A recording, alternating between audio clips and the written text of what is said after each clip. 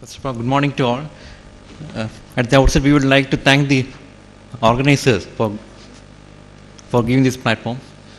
My article is from the New England Journal of Medicine, November issue, a outcome of the Python trial published by the Dutch Pancreatic Study Group under the title Early versus On-Demand Nasogastric Tube Feeding in Acute Pancreatitis, authored under the authorship of Bakker et al. First, let's see what is the current knowledge on feeding in severe acute pancreatitis.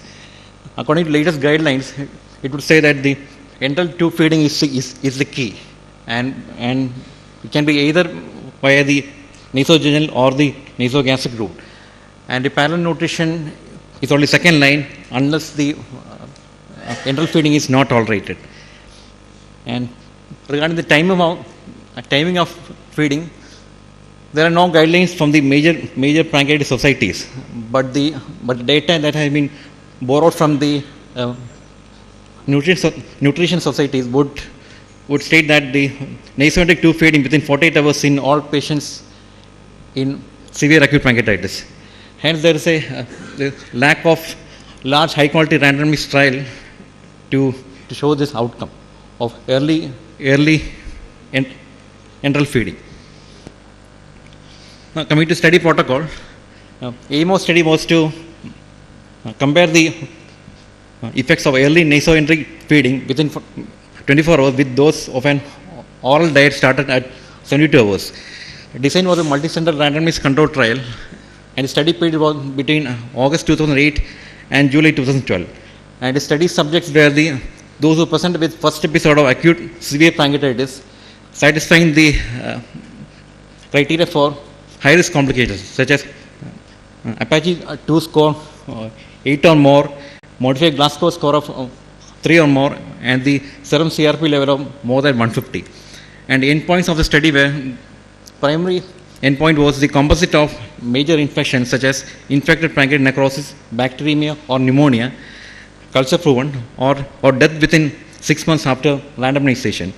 And secondary endpoints were necrotizing pancreatitis as diagnosed on CT 5 to 7 days after admission, organ failure as healthcare utilization in the form of ICU admission, need for mechanical ventilation, and the number of nasogastric tube placements after randomization.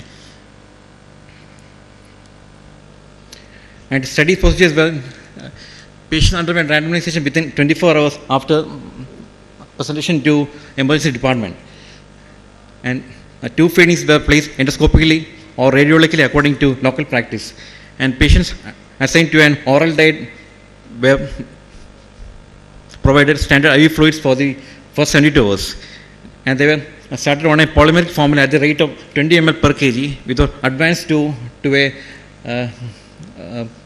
attain 25 kilocalorie per kg for ICU patients and 30 kilocalorie per kg for non-ICU patients, monitored by a dietitian, and the total duration of feed was for 7 days.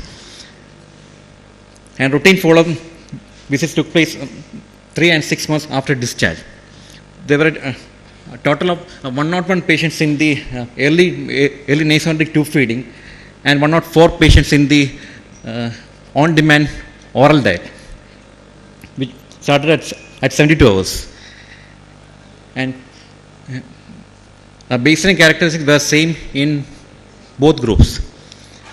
And the outcomes, the primary composite endpoint in the form of infection or death was 30% in the early tube feeding and 27% in the on-demand tube feeding, with a risk ratio of 1.07 with a 95% confidence interval, with upper limit of 1.44 and lower limit of 0.79, and statistically it was not significant.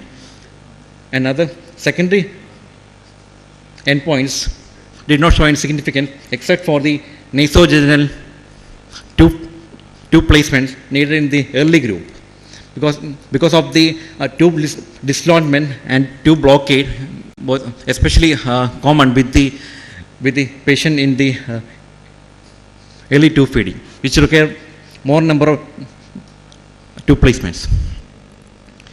and the inflammatory indices measured from day 1 to day 7 did not differ between the two groups. And these results of the trial differ from those of previous trials and observation studies in that it did not show the hypothesis benefit of the trophic effect of the gut mucosa by early tube feeding compared to those of an oral diet initiated at 72 hours with the tube feeding only if required. And explanations given by the authors where the early enteral feeding may not be as effective as anticipated. That is, the hypothesis may not hold true. And the tube feeding in the early group in the trial should have been started even earlier. Delaying the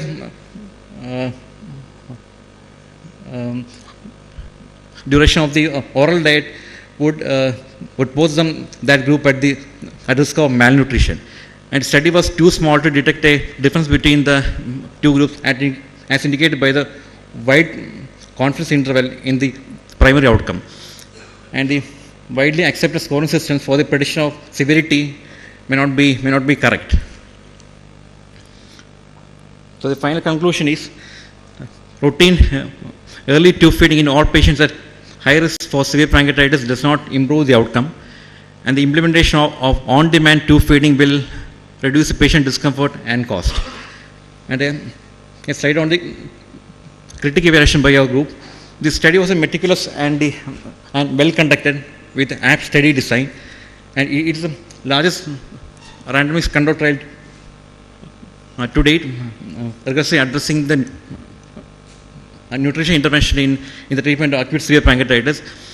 The few issues raised by our group was the timing, the type and volume of fluid were not detailed in the study, and the position of the feeding tube was not monitored during the study. There was a 44% tube dislodgements, and which had the potential for early stimulation of pancreas. And the study centers who participated in the trial had different practices, which would have resulted in bias to study and then became a null hypothesis becoming true. Thank you.